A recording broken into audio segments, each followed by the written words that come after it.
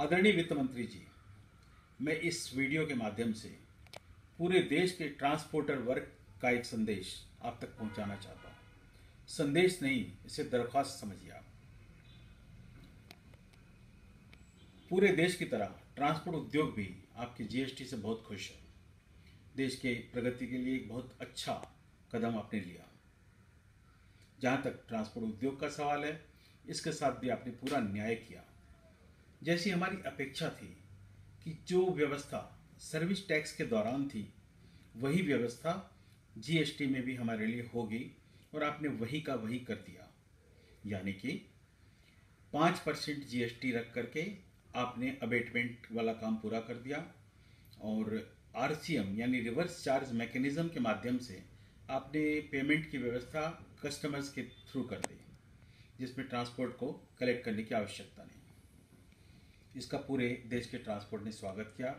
इसके साथ में आईटीसी नहीं मिलेगा, वो सही है, क्योंकि जब income tax input tax credit हमें मिलना नहीं है, इसीलिए 5% की आपने जो स्लैब दिया वो सही था।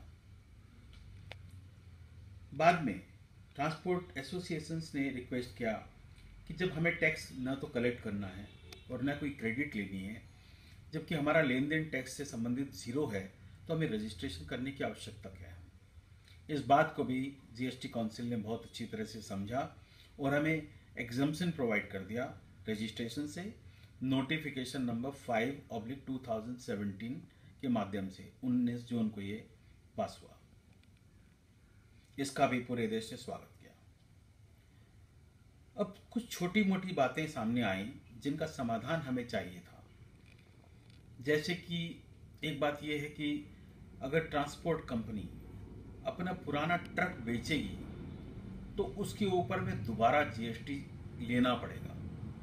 इस बात का औचित्य हमें समझ में नहीं आया, क्योंकि जब हम कोई क्रेडिट ले नहीं रहे तो हमने जब ट्रक खरीदा, हमने उस पर पूरा 28% के हिसाब से जो टैक्स बनता है वो भर दिया, उसकी कोई क्रेडिट ली नहीं, यानी सरकार को उस एसेट के ऊपर पूरा टैक्स मिल चुका। जब वो पुरानी हो जाती है गाड़ी, 2 साल 4 साल 5 साल 10 साल बाद जब उसे कोई बेचेगा तो उसकी मार्केट वैल्यू पर दोबारा 28% लगाने का कोई औचित्य हमें नजर नहीं आता। ये तो टैक्स पर टैक्स लगने वाली बात हो गई। और दूसरी बात, इस टैक्स को कलेक्ट करने के लिए और पे करने के लिए फिर ट्रांसपोर्ट वालों को रजिस्टर करने की आवश्यकता पड़ेगी, यानी कि आपका वो नोटिफिकेशन नंबर 5 फेल हो गया। तो सिर्फ एक गाड़ी बेचने के लिए या कभी कोई टायर बेचने के लिए या इस तरह की छोटी मोटी यूज्ड स्क्रैप एसेट्स बेचने के लिए अगर ट्रांसपोर्ट को रजिस्टर होना पड़ता है तो वो सारी बातें बदल जाती हैं। तो मेरा अनुरोध है कि ये जो ट्रांसपोर्ट या किसी भी रिवर्स चार्ज वाली सर्विस में पुरानी एसेट्स को बेचने पर किसी किस्म का टैक्स नहीं होना चाहिए, क्योंकि सरकार का कोई नुकसान नहीं हो रहा। दूसरी समस्या भी ताज़ा है।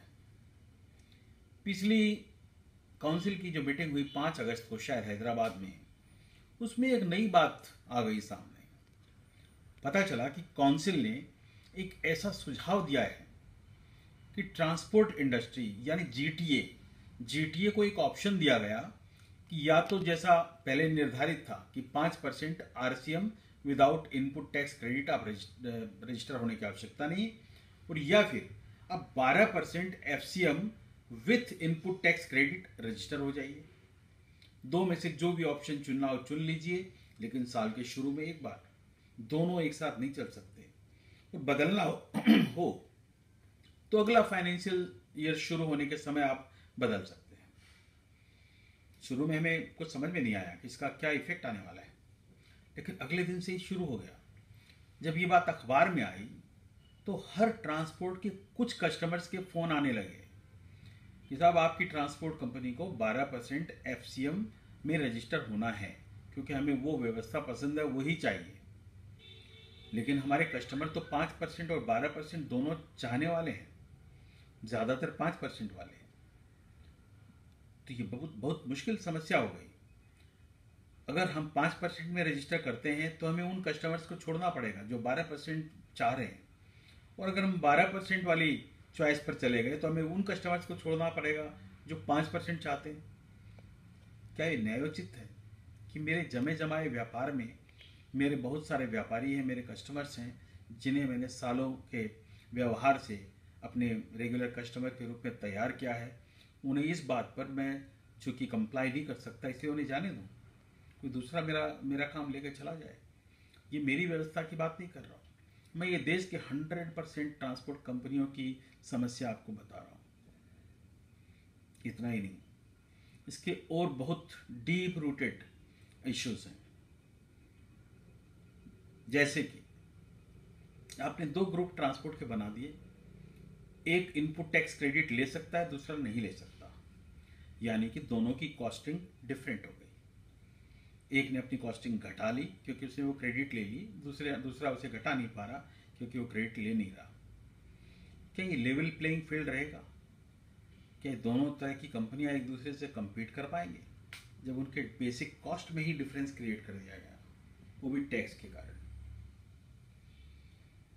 धीरे धीरे 5% आरसीएम वाली कंपनियां साफ हो जाएंगी, वो व्यापार नहीं कर पाएंगी ऐसे माहौल के अंदर में। और सर, सबसे बड़ा प्रभाव जो पड़ने वाला है वो पड़ने वाला है ट्रक ओनर्स पर।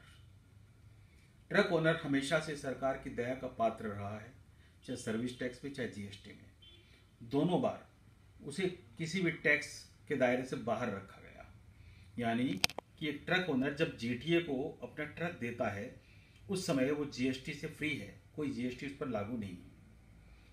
अब इस नए नियम के अंतर्गत जो 12% विद आईटीसी रजिस्टर करेगा, क्या उसे इनपुट टैक्स क्रेडिट की जरूरत नहीं होगी? वो इन गाड़ियों से इन गाड़ी मालिकों से क्यों गाड़ियां लेगा? क्योंकि इस पर 0 आईटीसी उसे मिलने वाले हैं।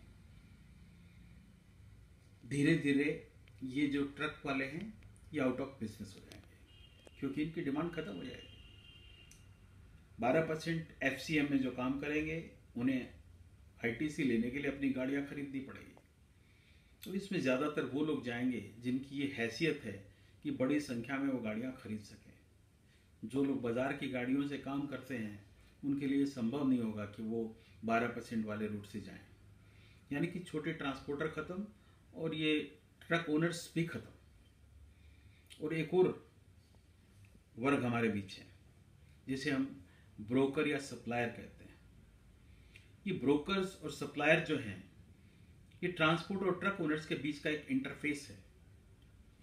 जब एक जीटीए को ट्रक की आवश्यकता होती है तो उसे ये पता नहीं कि कौन सा ट्रक कहाँ है और कब मिलेगा, उसके व्यक्तिगत संबंध भी नहीं होते, तो वो बाजार के ब्रोकर से ही संपर्क करता है और अपनी आवश्यकता बताता है। ब्रोकर जो उसके टच में गाड़ियां हैं उनसे बात करता है, उनके मालिकों से बात करता है और फिर जो नियरेस्ट व्हीकल है वो उसके लिए ब्लॉक करता है, दोनों पक्ष को बता देता है कि ये गाड़ी नंबर हमने आपके लिए फिक्स किया है और इसके एवज में उसे थोड़ा बहुत कुछ कमीशन गाड़ी के मालिक से, ओनर से मिल जाता है। अब जब गाड़ी की आवश्यकता बाजार में नहीं रहेगी भाड़े की गाड़ी की, तो इस ब्रोकर की आवश्यकता तो अपने आप ही खत्म हो जाएगी। यानी कि लाखों करोड़ों की संख्या में जो देश में ब्रोकर काम कर रहे हैं वो सारे के सारे बिना काम के हो जाएंगे, they will be out of business. Sir, एक बहुत विचित्र स्थिति पैदा होने वाली है और इसका अंडर करेंट अभी से शुरू हो गया है लोगों के दिमाग के अंदर में। हर व्यक्ति एक दूसरे से पूछता है कि तुम कैसे मैनेज करोगे, 5% में जाओगे कि 12% में जाओगे? उत्तर किसी के पास नहीं है। मेरा आपसे अनुरोध है कि इस दुविधा को आप खत्म करें। हमें ये डुअल टैक्स पॉलिसी नहीं चाहिए। जो आपने ओरिजिनल 5% आरसीएम की रखी है वो देश के 98-99% ट्रांसपोर्टर्स को पसंद है। 1-2% की बात मैं इसलिए नहीं कर रहा हूँ कि शायद वो एक आध कस्टमर के लिए ही पूरा काम करते हैं और उन्हें अपने कस्टमर की सुविधा से ज़्यादा कनेक्शन है बजाय कि पूरे मार्केट की सुविधा के लिए। तो इसलिए मेहरबानी करके इस नोटिफिकेशन को आप न इशू करें और अगर आपने कर दिया है तो उसे हटाने की कृपा करें ताकि हमारा ये ट्रेड शांति से अपना काम कर सके। आशा है कि मेरी बातें आपको जस्टिफाइड लगेगी। बहुत बहुत धन्यवाद।